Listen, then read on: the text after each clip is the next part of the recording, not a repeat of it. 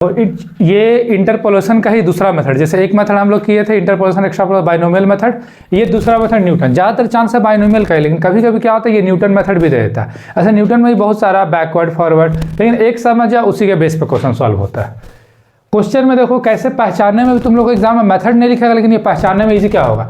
The following are the annual premium charge by an insurance company. एक insurance company premium charge किया for the policy, 1000 का policy है। Estimate the premium payable at the age of 26, मतलब हमको 26 का premium निकालना है, 26 का।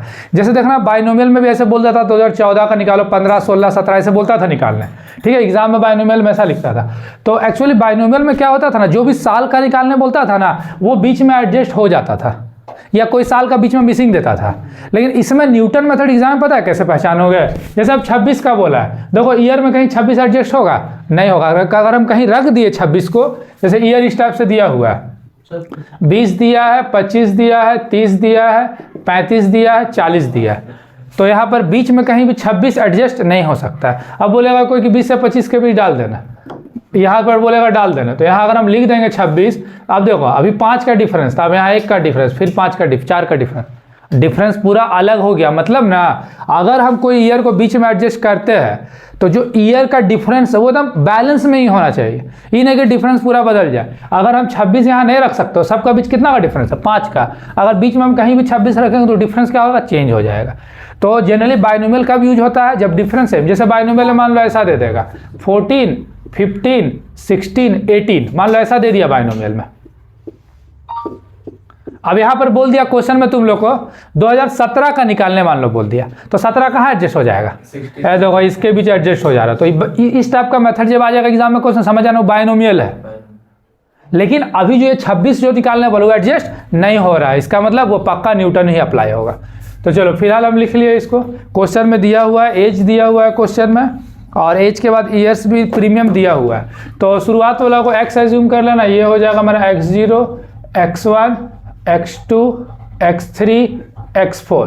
तो ये हो गया y0, y1, y2, y3, y4। तो अब ये 4 तक गया, तो इधर कॉलम कितना तक बनेगा, 4 तक बनेगा। First difference, second difference, third difference, fourth. अगर वो 5 तक जाता तो कॉलम मेरा कितना तक बनता, 5 तक बनता। मतलब सिंपल ध्यान रखना, जहां तक मेरा वो वैल्यू जाएगा हम लोग कॉलम उतना ही तक बनाएंगे। 4 तक गया तो 4 तक बनाए, तो इसको हम लोग बोल दिए डेल्टा 1, डेल्टा 2, डेल्टा 3, डेल्टा 4, या ट्राइंगल भी बोल सकते हो, ठीक है, या इसको हम लोग डेल्टा बोलते हैं जनरली। चलो अब ध्यान से देखना, ये डिफरेंस का कॉलम समझ में आया, कितना कॉलम बनाना होगा, ये नंबर जहां तक जाएगा। अब ये डिफरेंस देखो निकालेंगे, कैसे निकालेंगे डिफरेंस, ध्यान से देखो। फर्स्ट डिफरेंस अभी हम निकालने वाले, फर्स्ट डिफरेंस नीचे से माइनस करना, जो क्वेश्चन में y मेंशन होगा, जो क्वेश्चन में y मेंशन होगा क्या करना, नीचे से माइनस करना। चलो माइनस करो, 42 से 35 प्लस 7, ठीक है, 42 से 35 प्लस 7, 35 से 30 प्लस 5, 30 से 26 प्लस 4, 26 से 3 प्लस 3। समझ में आया कैसे घटा दिए, सिंपल रूल याद कर लो, हम लोग नीचे से माइनस कर दिए। 42 से 35 7, 35 से 35, 30 से 26 4, 20 से 3।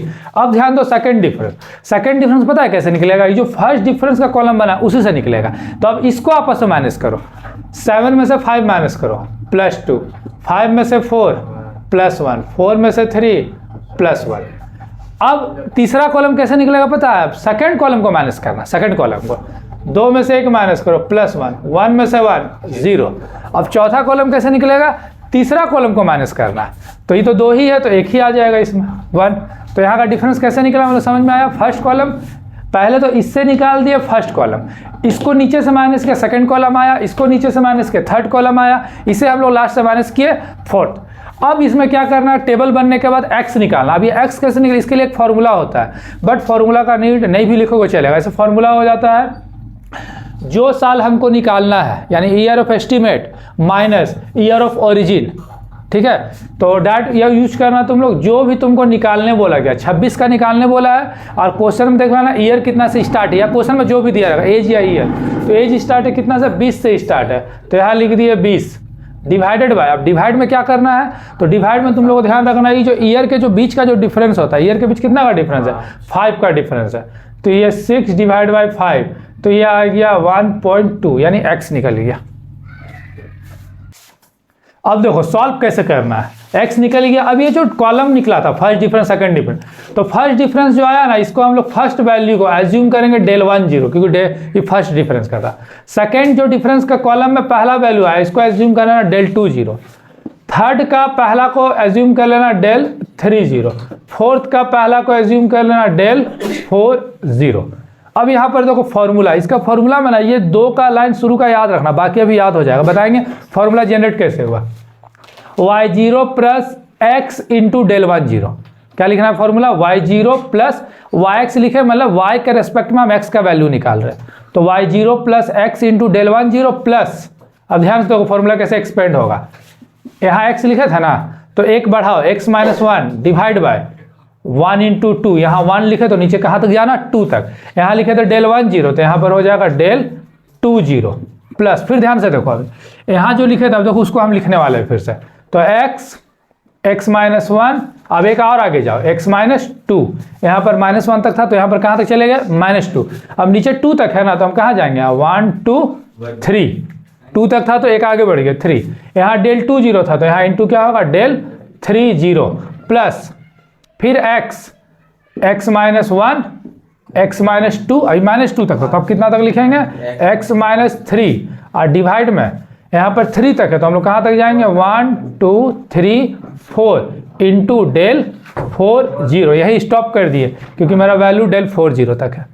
मतलब यहाँ से ट्रिक से तुम लोग समझ सकते हो। अब नेक्स्ट सिस्टम में क्या करना है, डायरेक्ट वैल्यू पुट करना है, तो yx इक्वल टू y0, तो y0 का वैल्यू 23 है, ठीक है, ये तो मैं यहाँ से लिखा है, प्लस x आया था 1.2 इंटू del 1 0 का वैल्यू क्या है 3, प्लस फिर यहाँ पर x 1.2, फिर 1.2 माइनस 1 डिवाइड बाई ये क्या हो जाएगा 2 डायरेक्ट, del 2 0 का वैल्यू क्या है 1, प्लस फिर x 1.2, फिर ये 1.2 माइनस 1, फिर 1.2 माइनस 2 डिवाइड बाई ये कितना हो जाएगा, एक ही बार मल्टीप्लाई कर दो 6, इसका del 3 0 का क्या है 0, प्लस x 1.2 माइनस 1, फिर यहाँ पर x का हर बार 1.2 माइनस 2, फिर 1.2 माइनस 3 डिवाइडेड बाय ये कितना हो जा रहा है 24 into del 4 0 1।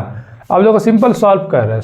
Next yx is equal to 23 plus 12.3 को इंटू करोगे 3 से तो हो जाएगा 3.6 प्लस 1.2 इंटू ये होगा 0.2 डिवाइड बाय 2 इंटू 1 तो यही रहेगा, छोड़ दो, प्लस अच्छा इसको मान लो हम पूरा सॉल्व करेंगे फिर डिवाइड करेंगे तो इससे इंटू करेंगे क्या होगा 0, तो डायरेक्ट 0 लिख देना, उतना सॉल्व करने का कोई नीड नहीं है, प्लस इधर करना पड़ेगा, यहाँ 1 है तो 1.2 इंटू ये हो जाएगा 0.2 इंटू 2 से घटाओ तो ये हो जाएगा माइनस 0.8 इंटू यहाँ 3 से घटाओ माइनस 1.8, 1 लिखने का नीड नहीं, डिवाइडेड बाय 24।